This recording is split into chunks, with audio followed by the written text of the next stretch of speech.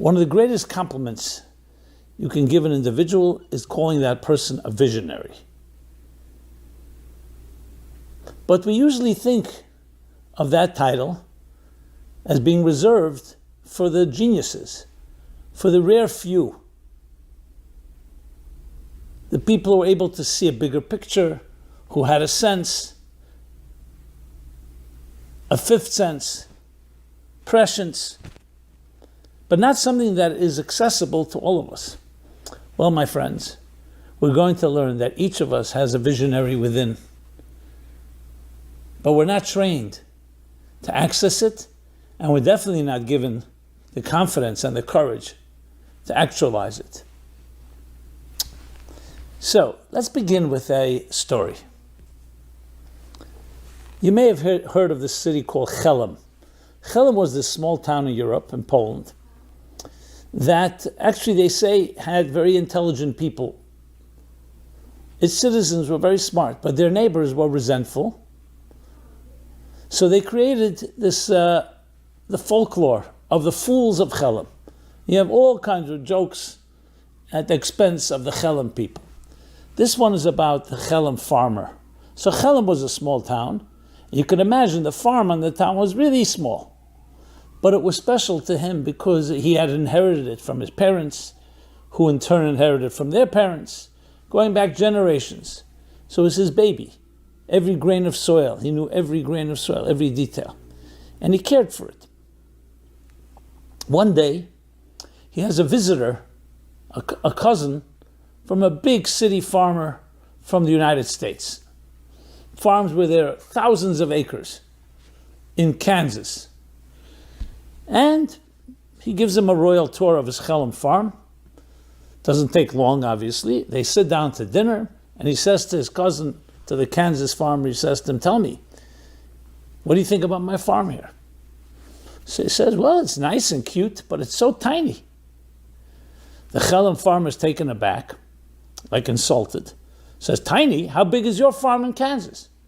Now, how is he going to describe a farm of thousands of acres, which is larger than the entire Chelm, maybe the entire Europe even, definitely than Poland? I'm exaggerating a bit, but you get the idea.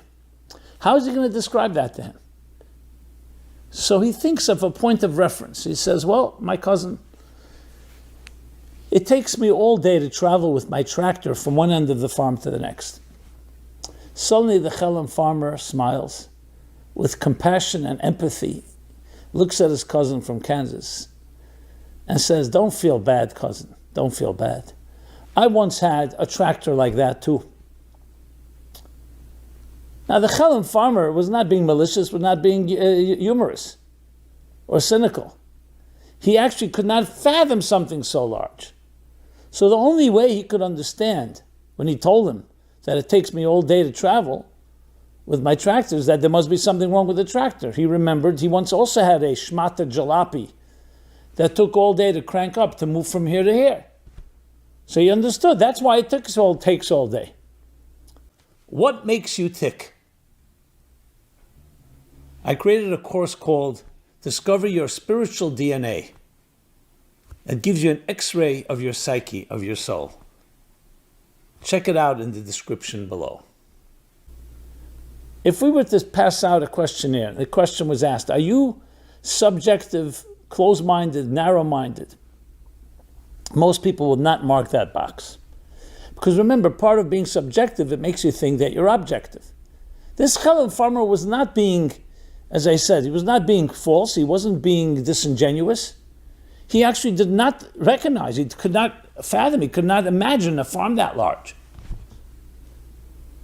So when you're asked, are you subjective or objective, you have to answer one answer.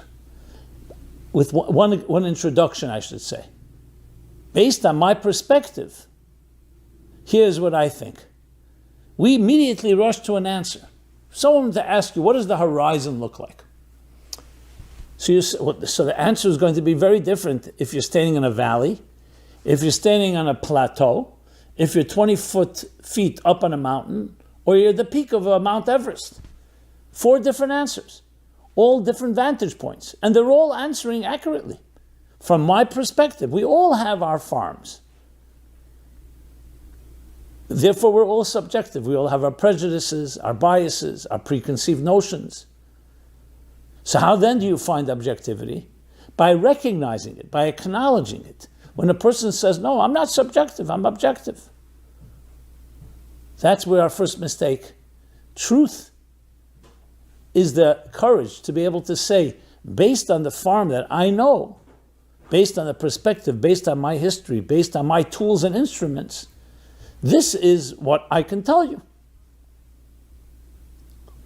It's a tremendous lesson, but also a simple lesson. I remember once hearing it in another context.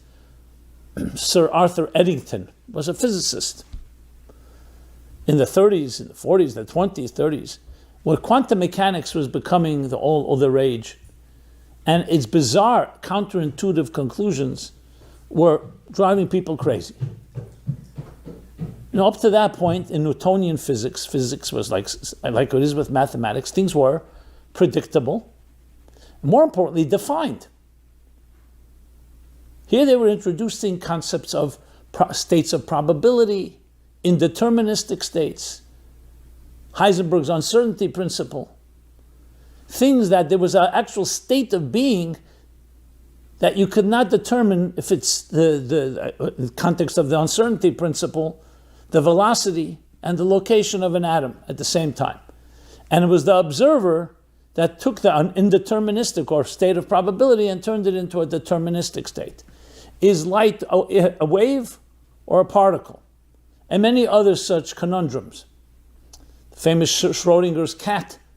Is it alive or not alive? And people were saying, no one ever saw an atom, let alone a subatomic particle. You're coming up with all these bizarre conclusions. So Schrodinger gave, Arthur Eddington, he gave an analogy for this.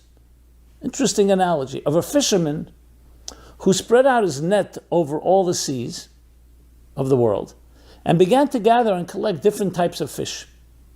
Different species, different colors, different shapes, different sizes, and documenting them. Well, long story short, after many months, years of research, he came to a conclusion. There are no fish in the sea that are shorter than a half-inch long. He was about to make this big announcement to the wizards of the world when his little daughter says to him, but Daddy, we have an aquarium. And in it are fish, goldfish, that are shorter than a half-inch long. So your conclusion is inaccurate. And of course, his daughter, together with the father, the scientist, looked at the net. What net did he use to gather the fish? And the net was made up of ropes that had spaces that were half-inch wide and long. So all the fish that were shorter than a half-inch long fell back into the water. So all you needed to do is add one line. If you use a net of half-inch spaces, you're never going to catch fish that are shorter than a half-inch long. But you don't need a scientist for that. So in other words, the fault was in the instrument. What instrument? Someone will say, I don't believe in love until you empirically prove it. How do you empirically prove love? There are things you can see with your eyes, with your ears, you can hear with your ears, taste, touch, and smell. Those are sensory tools. Then there are other instruments that magnify. We have telescopes, we have microscopes, we have all kinds of different scans, x-rays, and so on. But love, what instrument are you going to use to measure love? To even determine that it exists? The answer is depending on your instrument. If you're using a telescope or a microscope, you're never going to see love. You're also not going to see ideas in the brain. So it all comes down to, we have each of us our farm. Each of us has our perspective. We may be standing in the valley or on a plateau, and based on that, we come to different conclusions. The first step in becoming a visionary is recognizing that no matter what box you're in, no matter what farm you have, there's more. You may not know what it is right now, but first step. Now, why are so many of us trapped in our farms? Is because it's comfortable. That's what we grew up with. Why challenge the status quo? And many times we're pressured either overtly or subtly, to conform. Don't rock the boat. So we come to conclusions based on parental attitudes, educational attitudes, social attitudes, the media, all kinds of people and ideas streaming our way, I would say more than streaming, inundating us with their perspectives. Sometimes it's like the blind leading the blind. It's not like their perspective is necessarily the healthiest one. But regardless, we come to certain conclusions. Some say by 8 years old, most of our ideas have been shaped. Not fully developed, but shaped. Our minds have been shaped, how we're going to think. And especially if we're in a prejudiced environment.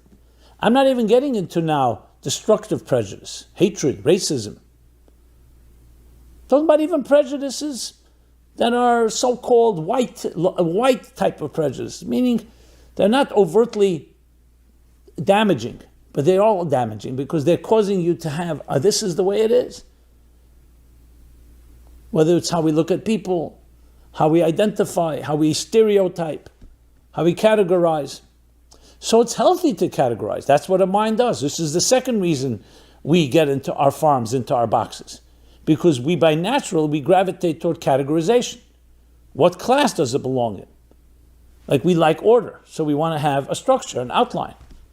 Like your cupboard, here's where the spices are. Here's where the cereal is.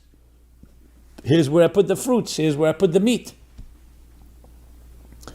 So structure is so much part of our lives. The problem is not the structure, the problem is when you get trapped in the structure. Everything in life requires order. That's order. You come into your house, you don't want everything everywhere. That's called chaos, or worse than chaos. And it's actually quite unnerving. Even little children fit different objects into the holes that correspond to that object. Triangles into a triangle hole, a circle, a sphere, a rectangle, a square. The problem is when we get trapped there, and that's the only way we see it. Now, in the worst scenario, that can actually become real, outright discrimination, even to the point of hatred and distrust and divisiveness. But we don't even have to go that far. So the first step is recognizing your subjectivity. That itself frees you of the subjectivity to some extent. So when you're standing in a valley and you say, okay, how do I become a visionary? The first thing you need to know, even if you don't climb the mountain yet, but there is a mountain. And if you climb it, you may see things that you will not see right now.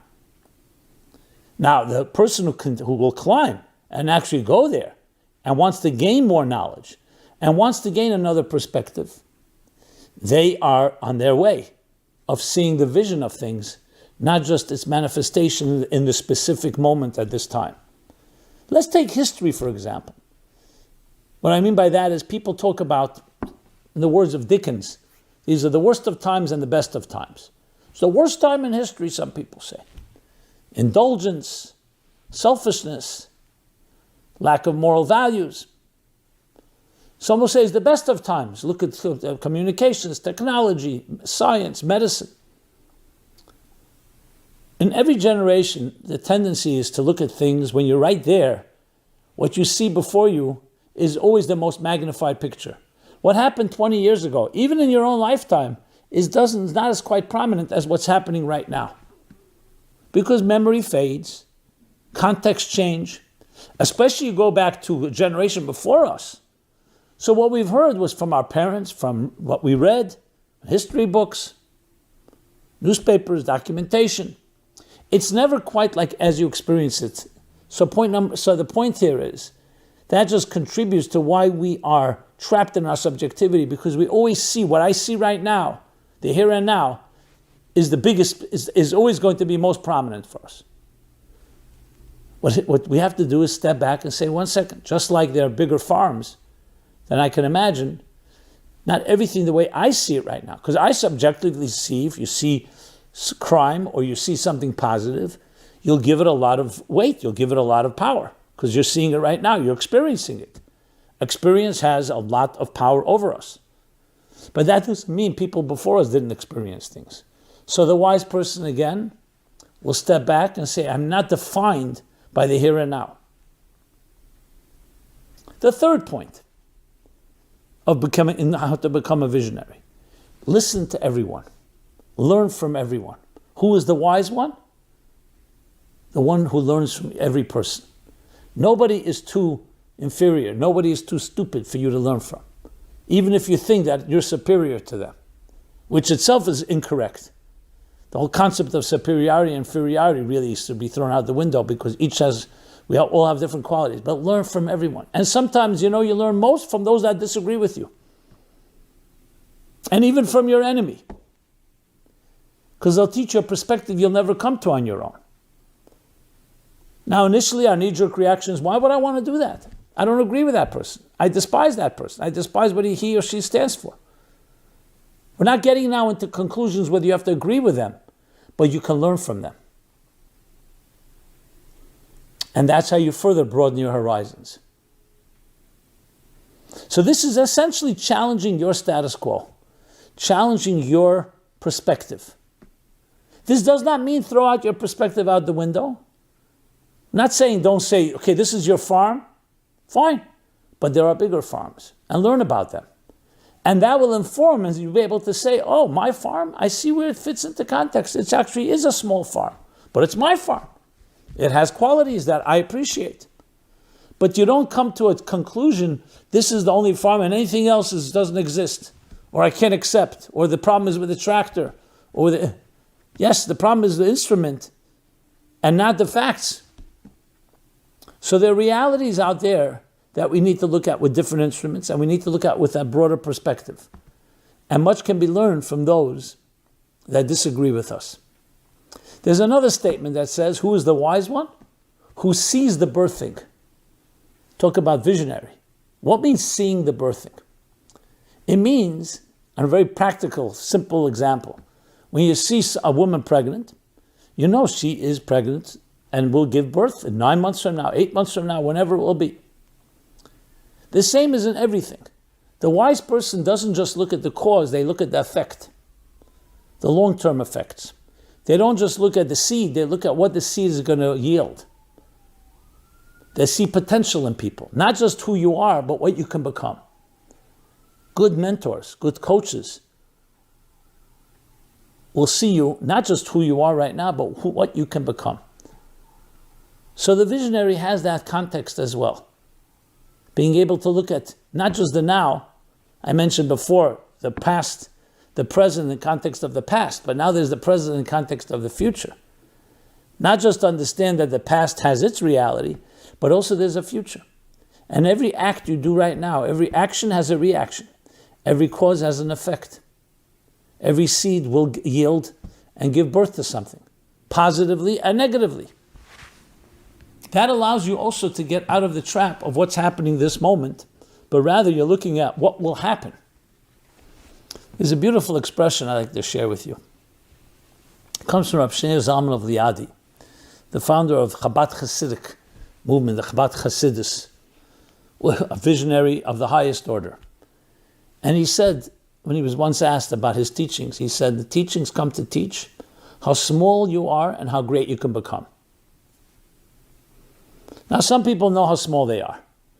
They're constantly berating themselves or letting others berate them, and they're knocking themselves, and they feel terrible about themselves. They loathe themselves, different levels of low self-esteem.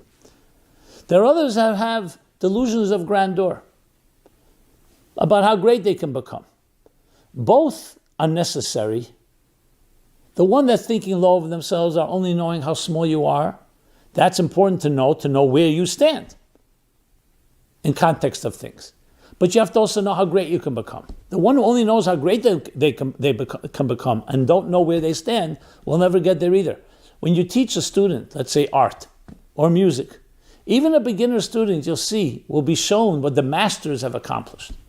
Now that student may never reach there. As a matter of fact, it could even be demoralizing. Look what they've done, I'll never get there. As a writer, or at least to some extent a writer, sometimes I see writing by the classics, and it's like completely demoralizing. You think, I'm never going to write like that. But that's how you grow. It's like juxtaposing what you are to what you can become. So even though the student is a beginner, you want to show them, like you want to show a person, before you draw your circle, let me show you a perfect circle. Let me show you what human beings were able to reach, the excellence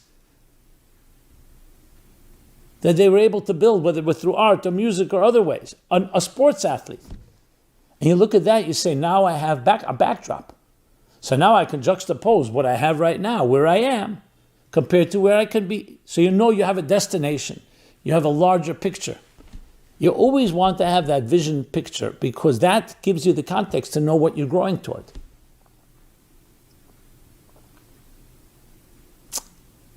So now you may wonder, so how could you say that every person can become a visionary? I've described the methods, but do we have it in us? And the answer is absolutely yes, by virtue of your soul. If you look only at your body and your faculties, you could say, listen, some people are just naturally born with skills, with talent.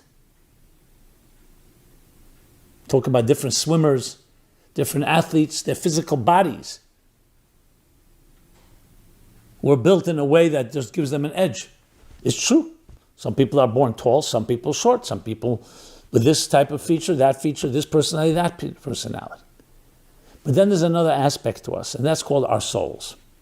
Your soul really has a bottomless element to it. When I say bottomless, I mean in a positive way. Infatigable, indestructible, and essentially infinite. Because it comes from a place that is not man-made. And by virtue of that, we have the capacity to not remain stuck in our antholes, to stuck in our myopic vision, in our farms. But you have to allow your soul to speak. The difference between a soul and a body is compared to a flame and a wick. With a flame, that's flickering, that's restless, that's transcendent, licking the air, is your soul, always looking up. Your body's like the wick that grounds it. You need both to live in this world. But to use an example, another story of Tzemach Tzedek. He was actually a grandson of Rav Shneur Zalman that I mentioned before. And he was once playing with other children. They were playing on a ladder. Children climbing up and down and up and down. The grandfather of Shneur Zalman was observing and sees that all the children were afraid to climb to the top of the ladder, except his grandson, the little boy, who would later become the great Tzemach Tzedek. He called him over afterwards and said, why was it that you were the only one that had the courage to climb up to the top? So he says, Zayda, grandpa, very simple. As the other children were climbing, they kept looking down. So they saw how high they were. They were afraid to go higher. As I was climbing, I kept looking up. So I saw how low I was, and it motivated me to climb higher. Perspective. Same ladder. Same height, the same lows. When you look down, when you look back at your life, you look at what you've accomplished, but you look at others who've accomplished less than you, it's not usually going to motivate you. You'll say, look how much I've done compared to them. But when you're among people who have accomplished more than you have, you're looking up. And you look at what is capable of being done, that hasn't been done yet, that's a motivator. It's interesting, we have eyes in the front of our head, not in the back. Some animals do have, but we have eyes in front to always look ahead. If we're busy looking in the rear view mirror, we usually get trapped by it. Sometimes you need to look to be able to learn from the past, but the focus has to be always going forward, always going up. And that itself motivates you to allow yourself to climb. The mountain of progress, the mountain of success. Yes, there may be setbacks, but you keep climbing. That is what vision is all about. In our personal lives, we each have the soul. That soul has an infinite amount of possibilities. They're all open before you. What's holding you back are your fears, inhibitions, insecurities. But that came from other people or from society around you, as I described. The same ones that gave us our prejudices and our narrow attitudes and our locked positions and our preconceived notions also gave us fear, insecurities, second-guessing yourself. I'm not saying everybody, but very often. We weren't validated. Look at children. A child left on his or her own, constantly exploring, a sense of adventure, of free abandon that never ends. Control, everything is exciting. Sometimes you have to protect the child from doing something that can be dangerous. But the spirit of that movement, I remember once planning an event, and the person I was planning with had his littlest boy with him. It was a relative. And he was playing in my office while we were planning the schedule. My office was a mecca of paper. Today we have maybe less paper due to computers, due to the digital age. And this little kid did he make a mess? He threw the papers all over the place. So I said, and as we were talking, the father says to me, I'm sorry, I'll clean up afterwards. And I said, no, I'm actually very much appreciative. We should actually make this the topic of one of our talks. Because I saw a child, obviously was not looking to make a mess, but the child was alive. So I'm not advocating that's what you should do, but I would never close down that energy. Then, split second, I don't know what happened, I turned on a monitor. This child, that couldn't stop moving, that couldn't be throwing papers all over the place, couldn't stop, suddenly saw the screen, a TV screen, and froze. It was chilling, froze, staring at the screen. It was so chilling that after like 15, 20 seconds, his father says to me, shut it down, shut it off. Because you suddenly saw the kiss of death. Sorry I used such a strong word, but it was that. Because he was hypnotized, seduced by the image. The images were moving, but not the child.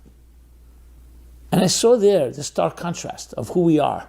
We're born with this energy, with this soul, with this spirit, with a flame burning inside of us. The ability to climb the highest mountains and see the greatest horizons.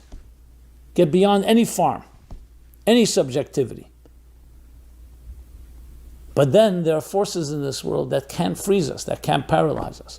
And I shut it down. As soon as I shut it down, the child, it took around 15, 20 seconds till he realized, till the screen realized it's off, and then went back. But I said to myself, this was 15, 20 seconds. Multiply that. And then I read that the average child today watches, especially now with mobile phones, 6 hours a day, 7 hours a day, 5 hours a day. A day. And you start accumulating. What does it do to our spirits when stimulation is coming from others, from outside of ourselves? That we're living vicariously through other characters. People tell me, I can't miss the soap opera. So today, you can miss it and record it. But it's a complete fictional story. Not taking away from any the virtues of technology, but what's it doing to our spirit? So, of course, it curbs the enthusiasm, it tames the energy, it numbs us, to put it bluntly.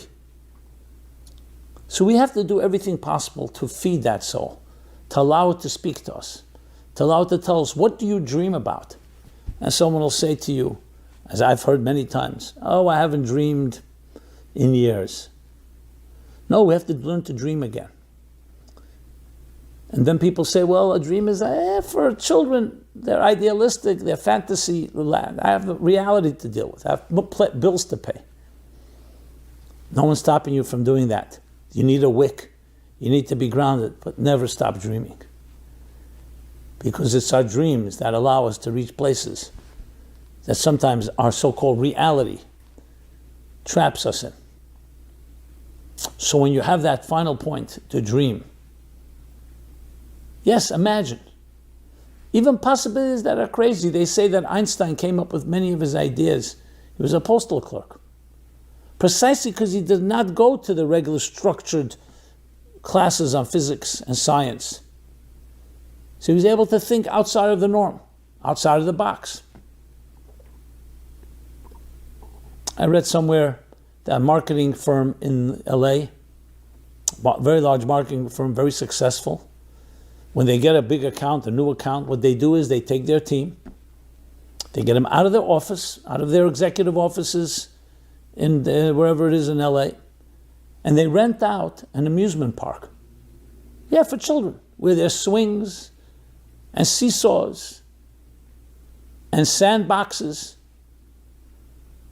And they have them playing in these places, going back to their own childhood for hours. And then they have a session, a brainstorm session. Here's the product, here's the new idea, how we're going to market it. And they come up with completely crazy ideas they would never have come up had they were sitting in an executive suite in their ties and suits and seeing the same thing they see again and again in this industrial world at which we live. Structured, man-made structures, man-made bricks and mortar. That's what happens. Put someone in an environment that's either not the routine environment or brings them back to a time where they dreamt, where they fantasized, where they imagined, and all kinds of interesting things happen. We don't always have the time for it. I read, there was a guy, an executive of a big firm. So he went on one of those, they used to call them the Iron John weekends. It was retreats for men trying to regain their masculinity, where they wear skins and they sweat and they grunt and they walk up, they climb mountains and they get all worked up. You pay top dollar and you go for this weekend. Anyway, the executive was sitting with his team on Monday morning. He's explaining what he did. Well, one of his workers who worked in the construction department, who sweated every day, said to him, "Boss, if you want to sweat, you don't have to go to one of these retreats, just come work with us." And the boss says to him, "Listen, I don't have the time during the week to do that. I scheduled it, I planned it." And the worker says to him, quite bluntly, he says to him, "Boss, if you're sweating when you want to sweat, that ain't sweating at all." So sometimes we want to do these things, but also on our terms. The key is to do it not on our terms, to get out of our comfort zone. That's, my friends, the key. Get out of the comfort zone and you become a visionary. Now, sometimes it happens, sadly, through tragedy, through loss, through grief, because that pulls you and that drags you out against your will from your comfort zone. We don't need to wait for that. If you really want to access these deeper strengths, you need to do everything we spoke about. To think different by actually recognizing your own subjectivity, learning from everyone around you, even those that disagree, understanding that the tools and instruments we have are limited, challenging yourself, accessing your soul, the spirit, that refuses to conform to the status quo, revisiting, reigniting that spirit of youth, of rebellion, of challenging, of dreaming, of imagining, of daring to dare, to dare to dare. That's how you become a visionary. And then it doesn't in any way compromise your life. Because once you're out of that comfort zone, you bring that back into your routines, into your life, and it's enriched, empowered in completely new ways. Thank you. I would love to hear feedback. Try it out. Feedback. How did it go? Try it. Try it for a day. Try it for a week. Try it every day. And as I always say, please share your thoughts, your comments, your suggestions. Meaningfullife.com is our website. Please share it with others if you feel something worth sharing. We can create a ripple butterfly effect in the process. And that's how we change the world. So each in our own small way can be that visionary that changes the world. I'm often asked after a class like this, what can I do next? So we're about to begin the 60-day journey, a journey exactly in this context, a journey from love to betrayal and loss to reconciliation, building something even greater, which includes even the setbacks that we have. So please join us in this journey. You can get a daily email with a meditation and exercise. The book is available. 60 Days, A Spiritual Guide to the High Holidays. Literally a day-by-day journey in the next 60 days, which begins just in a few days from now. Again, Simon Jacobson here for the Meaningful Life Center, meaningfullife.com. It's been an honor. Thank you so much. And be blessed and dare to dare. This program is brought to you by the Meaningful Life Center. Please help us continue our programs. Make even a small contribution at meaningfullife.com/donate.